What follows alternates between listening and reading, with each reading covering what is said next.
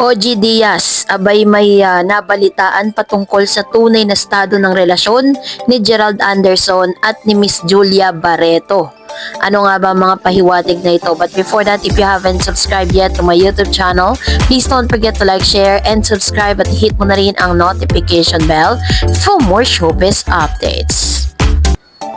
Bago tayo of course magpatuloy sa ating updates for today's video, nais kong pasalamatan kayo for always watching and trusting this channel. Thank you so much sa inyong palagiang panonood at palagiang pagsubaybay sa mga updates po natin. Maraming salamat po. At ngayong araw, pag-usapan natin si Miss Julia Barreto and Mr. Gerald Anderson. Matapos kasi na maglabas ng interview itong si Mr. Gerald Anderson with Miss Tony Gonzaga sa kanya pong programa or YouTube channel na Tony Talks. Dito po nilinaw ni Mr. Gerald Anderson na okay sila at okay ang relasyon nila ni Miss Julia Barreto. Pero kahit nga nagsalita na si Mr. Gerald Anderson patungkol sa aligasyon or isyong ito, ay nananatiling tahimik itong si Miss Julia. According sa mga netizen, bakit daw si Gerald ang nagsasalita at hindi si Julia ang mag-confirm kung totoo ba talagang okay pa rin ang kanilang relationship. So, dahil marami po kasi na mga nakakita o nakasaksi, pinagkakaguluhan kasi ngayon ng mga netizen ang latest post sa Instagram ni Julia Barreto sa gitna ng rumored breakup nila ni Mr. Gerald Anderson. Iba't ibang ganap sa kanyang buhay ang post si Julia, pero naiintriga ang mga netizen sa ilang bagay na nakita nila sa mga foto ng aktres na tila raw pahiwatig umano ng hiwalayan kay Gerald. Isa na rito ang blue heart na hawak ng aktres at ang mga lobo. Emoji rin ang lobo ang caption na inilagay ni Julia sa post na ayon sa netizen, ibig sabihin ng balloons na pinakawalan. So ganito po katindi yung mga interpretation ng ilan sa mga netizen patungkol po sa naging post ni Miss Julia Barreto. Kasi kapansin-pansin naman talaga na lahat po ng mga post ngayon ni Miss Julia hindi po included itong si Mr. Gerald Anderson. Sabi po ng ilan na ginagamit lang daw or parang ABS-CBN raw yan ABS-CBN strategy, gagawa sila ng issue para mapag-usapan at para rin ma-promote yung kanilang upcoming serye. Kasi si Mr. Gerald Anderson ngayon ay meron po siyang serye na ginawa kasi for the longest time nanahimik po siya at wala po siyang mga projects sa ginawa, pero bigla na lang siyang sumulpot muli sa showbiz at umingay ang kanyang pangalan dahil po sa issue nila nitong si Miss Julia Barreto. Wala ring Gerald na nasisilayan sa post si Julia na lalong nagpasiklab sa mga hinala ng netizen na hiwalay na nga ang Gerald. Balloons means you're free as single, blue heart means you're alone and sad. And those people on your uploaded photos are your family, so you are now focusing yourself as a single and you spare time it for family. Tingin ng isa pang netizen.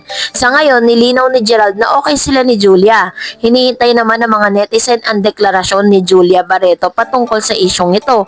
Pero syempre po dahil ito pong si Mr. OG Diaz, isa sa mga masasabi nating friend ni Gerald.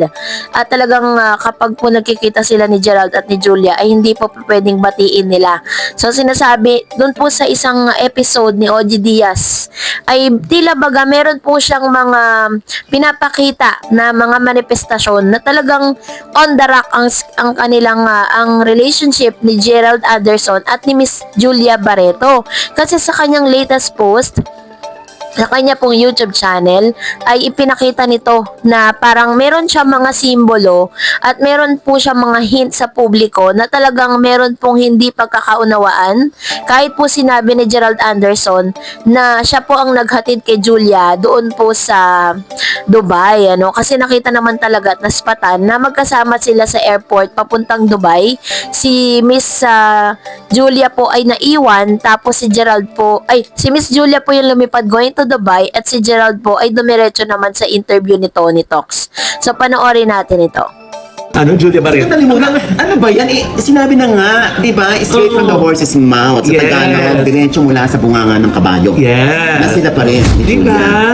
Kung yan lang pa rin nagtatanong. Oo. Kung sila pa rin ba talaga? Sino bang dapat magsabi niyan para mas maniwala na sila? Eh, si Jet na nga nagsalita. Kaya nga, di ba, ang dami niya mga interview, Oo. sa pinulak, ang dami niya mga appearances, di ba? Oo. Eh, yung iba, nagtatanong, Oo. bakit si Gerald lang daw yung nagsasalita, si Julia Barreto hindi? Malalim ang tanong mo. Eh baka naman Maloy, ayaw agawin ni Julia yung moment ni Gerald. Di ba nagpo-promote siya ng teleserye?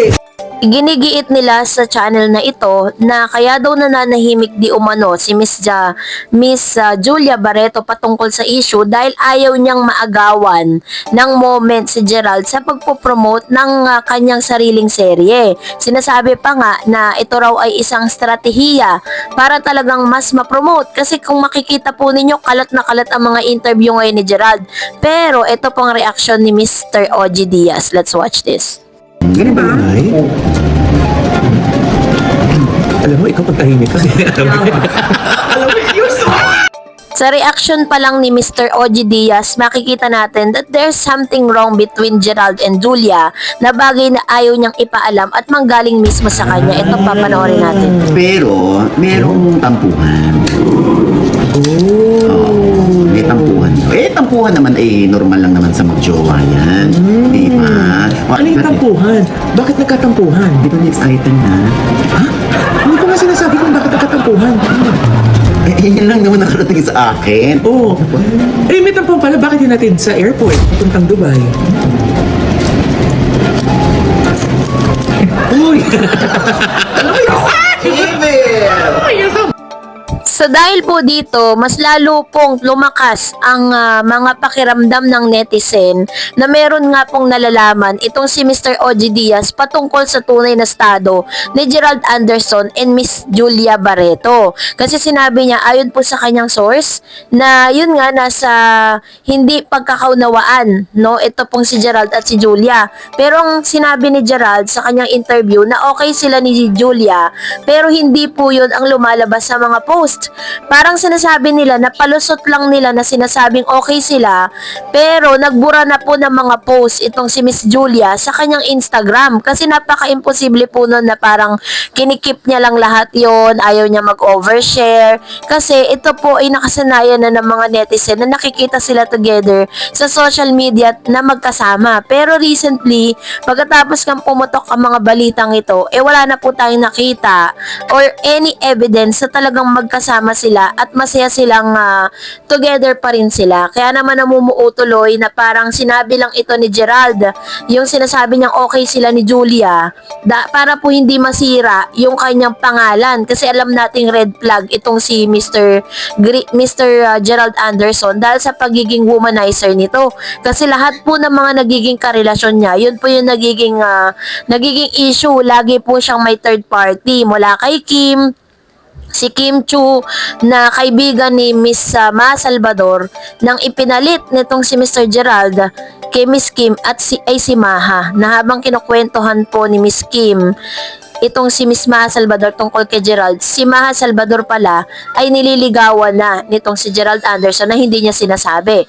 Pangalawa, 'di ba kay Bea Alonzo na meron silang tinatawag na ghost, parang na ghost siya ganon, no? Bigla na lang siyang hindi kinausap at nabalitaan ni Miss Bea Alonzo na sinabi ni Mr. Gerald Anderson sa publiko na break na sila.